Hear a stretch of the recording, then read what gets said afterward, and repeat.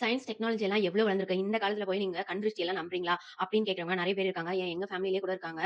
சயின்ஸால explain பண்ண முடியாத விஷயங்கள் உலகத்துல நெறைய இருக்கு. அப்படிங்கிறது தான் உண்மை. இந்த கண் திருஷ்டி அப்படிங்கிற விஷயம் நம்ம தமிழ்நாட்டிலயோ, இந்தியால மட்டும் கிடையாது. இன்னும் நெறைய கண்ட்ரீஸ்ல இத பிலீவ் பண்றாங்க.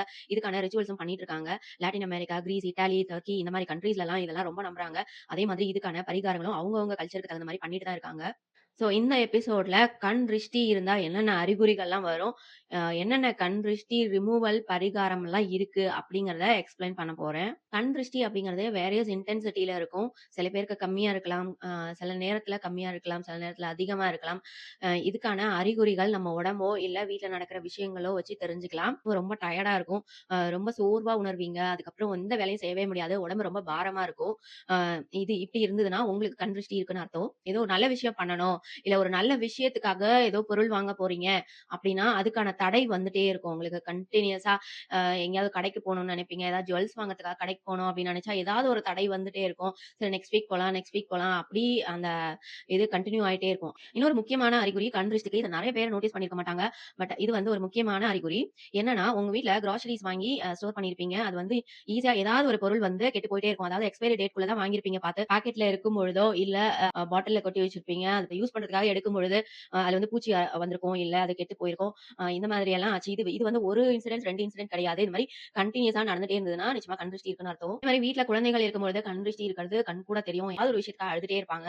என்னன்னே கண்டுபிடிக்க முடியாது. அந்த மாரி இருந்தாலும் கண் திருஷ்டி இருக்குன்னு தெரிஞ்சுக்கலாம். இன்னொரு முக்கியமான அறிகுறி உறவுகளுக்குள்ள பிரிவு ஏற்படுறது. ஏதாவது ஒரு ஆர்குமென்ட் நடந்துட்டே இருக்கும். எப்பவும் ஒரு சண்டை சச்சரவாவே இருக்கும். பரிகாரங்கள் அங்கங்க ஒவ்வொரு இடத்துல ஒவ்வொன்னா உங்களுக்கு தெரிஞ்சிருக்கும். எல்லாத்தையும் கம்பைல் பண்ணி இன்னைக்கு சொல்லப் போறேன். சாதாரண திருஷ்டியா இருந்தா கல்லுப்பு யூஸ் பண்ணலாம். கல்லுப்பு எடுத்துக்கோங்க. இல்லன்னா ஹிமாலயன் ராக் சால்ட் எடுத்துக்கலாம். இத வந்து அதிகமா ப்ராசஸ் பண்ணியிருக்க மாட்டாங்க. ஹியூமன் ஹேண்ட்ல கொஞ்சமா ப்ராசஸ் நடந்திருக்கும் இது. அதனால இது வந்து நேச்சுரல் ப்ராடக்ட் அப்படியே நம்மளுக்கு கிடைக்கிறதுனால கல்லுப்பு அப்புறம் வந்து ராக் சால்ட் யூஸ் பண்ணிக்கலாம். யாருக்கு திருஷ்டி இருக்கு அப்படின்னு நினைக்கிறீங்களோ அவங்களுக்கும் சுத்தலாம். இல்ல செல்ஃபா கூட சுத்திக்கலாம் நீங்க. யார் வந்து நெகட்டிவிட்டி உங்களுக்கு நெகட்டிவா யோசிப்பாங்க அப்படிங்கிறத யோசிச்சு அவங்களுக்கே திரும்பி அனுப்புறேன் அப்படின்ற மாரி சொல்லலாம். இல்ல நினைக்கலாம். நினைச்சுட்டு இந்த மாரி சுத்திட்டு அந்த கல்லுப்ப நீங்க சிங்க்ல கரைச்சிடணும். சிகப்பு மிளகாய் எடுத்துக்கோங்க. ஒரு 5 மிளகாய் இல்ல 7 மிளகாய் அந்த மாதிரி எடுத்துட்டு, ஒரு 7 கடுகு கூட நீங்க கூட எடுத்துக்கலாம். எடுத்துட்டு இத வந்து கிளாக் வைஸ், ஆன்டி சுத்திட்டு கிளாக் வைஸ் நீங்க இத அடுப்புல போட்டு எரிச்சிடணும். உங்ககிட்ட அந்த ட்ரெடிஷ்னல் அடுப்பு இல்லைன்னா கூட பரவாயில்ல, கேஸ் ஸ்டவ்வில் கூட இதை எரிச்சிடலாம். முக்கியமாக கவனிக்க வேண்டிய விஷயம், இந்த மாதிரி மிளகாயெல்லாம் போட்டு நம்ம சுற்றும் பொழுது இதை நம்ம வெளியில் தூக்கி போடக்கூடாது. கண்டிப்பாக இதை வந்து நெருப்பில் போட்டு எரிச்சிடணும். இந்த பதிவோட தொடர்ச்சியை நெக்ஸ்ட் பதிவில் நம்ம பார்க்கலாம். அதுக்கு முன்னாடி சேனலை சப்ஸ்கிரைப் பண்ணிக்கோங்க, என்னோடய வீடியோஸ் மிஸ் பண்ணாமல் பார்க்குறதுக்கு.